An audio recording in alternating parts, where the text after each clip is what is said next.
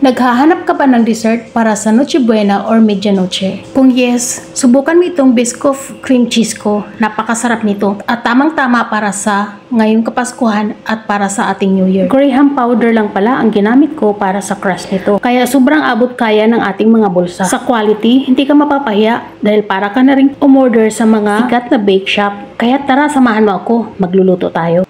At ito nga, sa isang bowl, meron akong 3 cups na Graham powder. Naglalagay lang ko dyan ng 1/2 cup na melted butter. Hinalo-halo ko lang na mag-well combine sila. At pagka ganito na, okay na yan. At ito nga, meron ako dito ng 2 baking pan, isang maliit at isang malaki. Pero ang pinaka-the best na gagawin ko, yung mas presentable, ito yung sa maliit na baking pan. Dahil panghahanda namin ito ngayon. Dahil meron kami ng Christmas party dito sa bahay. Ganito lang yung ginagawa ko. Ipipress mo lang yung crust gamit yung kutsara or di kaya gamit ang baso katulad nito. So pagkabaso ng ginagawa, mas pit-pit siya kaya mas maganda baso ang gagamitin ninyo. At ito nga yung isa, nilagay ko na sa isang baking pan pa. So itong isang malaking baking pan na yan ay para sa personal use yan. At ganito na nga ang magiging itsura niya. At ilalagay muna natin sa ating mga refrigerator habang gumagawa tayo ng ating cream mixture.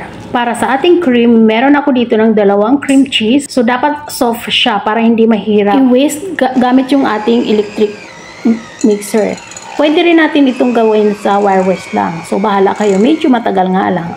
I-mix lang natin ito hanggang sa maging soft na yung ating cream cheese. At habang ginagawa natin ito, kung hindi ka pa nakapag-follow at nakapag-subscribe sa aking Facebook page at YouTube channel, please subscribe at paki-follow na rin ako sa aking Facebook page. At kapag nag-soft na yung ating cream cheese, maglalagay na tayo ng 1 cup na brown sugar. Pwede rin yung white sugar. At maglalagay na rin tayo dito ng 2 tablespoon na Biscoff spread. At imimix natin ulit hanggang mag-well combine yung ating nilagay na Biscoff spread. At kapag ganito na, okay na yan. Maglalagay na tayo dyan ng 2 cups na all-purpose cream. At dito nga pala, medyo na-fail. Dapat ang all-purpose cream dyan ay naka-chilled overnight. Pero nagawan ko ng paraan kaya okay naman. At nag-add na pala ako dito ng 1/2 cup na sour cream. At imimix na naman natin ulit ng mga ilang seconds lang. At dito mag-a-add tayo ng 4 na pirasong itlog.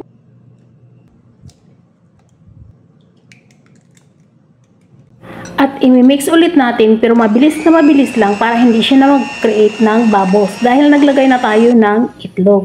At ito nga, okay na to. At ito na yung ating Graham crust. So ilalagay na natin ito sa ibabaw ng ating Graham crust. So ayan, dinamihan ko itong pang-serve ko para sa aming bisita.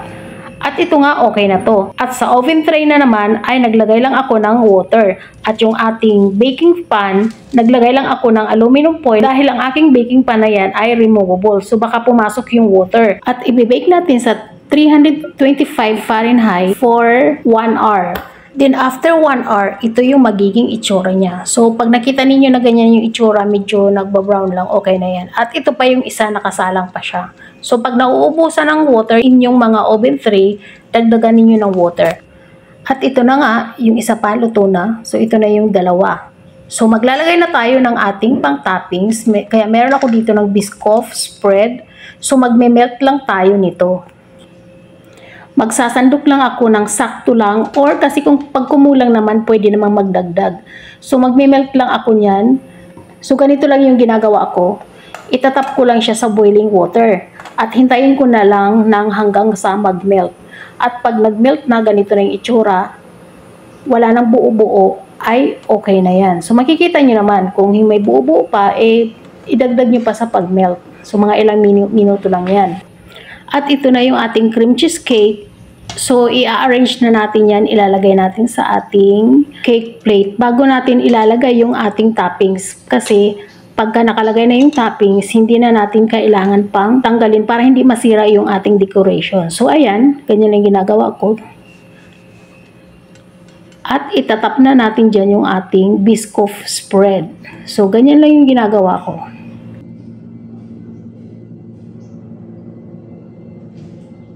At kung nanonood ka pa rin hanggang ngayon, I'm sure nag-i-enjoy ka at interesado ka sa Biscoff cream cheese ko na to. Kaya mag-follow ka na dyan dahil marami akong sinishare na mga iba't ibang klaseng recipe.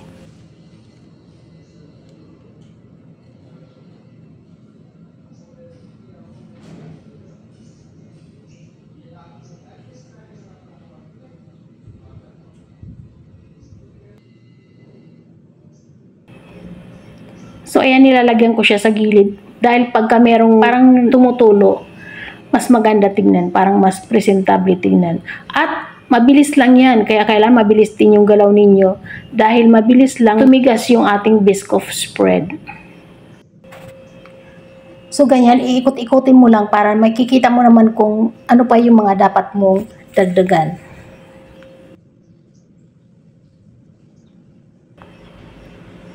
At dito, nagtap lang ako ng crushed na graham.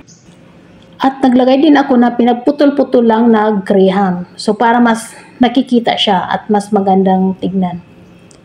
Yan, ganyan lang.